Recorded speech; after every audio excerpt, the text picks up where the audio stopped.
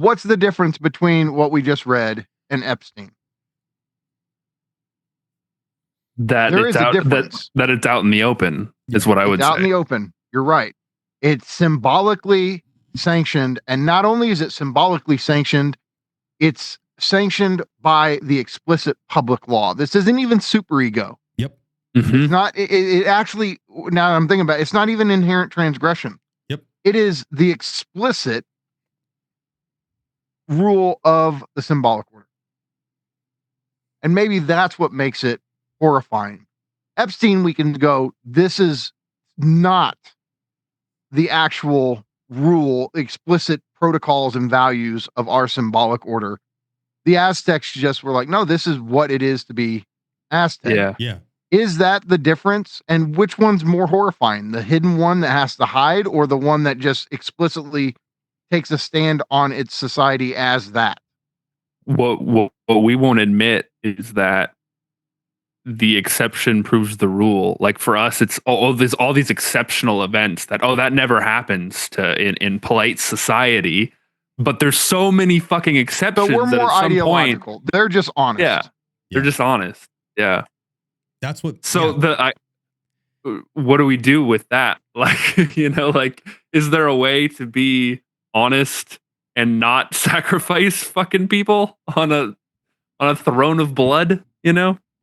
Well, I think. I mean, go ahead. I think there is. I mean, I think we've moved beyond believing that we have to feed the sun with blood.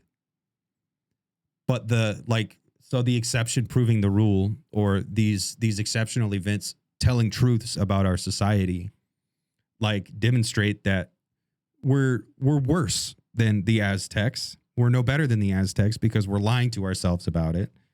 And we're pretending like, oh, look how advanced we are. Look how free we are. Look at all the values of life. We live in such a civilized world, and like all these things that Batai's talking about, we get confused. We confuse man at work for the fullness of man, or whatever it is. Like, I think Epstein is more horrifying. And I also think we can exist in a world where we recognize the general economy. We recognize that there are these kind of laws of metabolism, of growth and reproduction. There are material limits to what we can do. And we don't need to sacrifice to the sun god anymore. We don't need to sacrifice to capitalism. That's the truth of the matter. That's what's really going on. People have all these fantasies. Oh, they worship owl gods and they fucking bathe in the blood of children and blah, blah, blah. And I'm Alex Jones and fucking all this dumb bullshit. Like, no, you're actually supporting the belief that we still have to sacrifice our children to Moloch or Belial. What if they're doing this and gods aren't involved at all?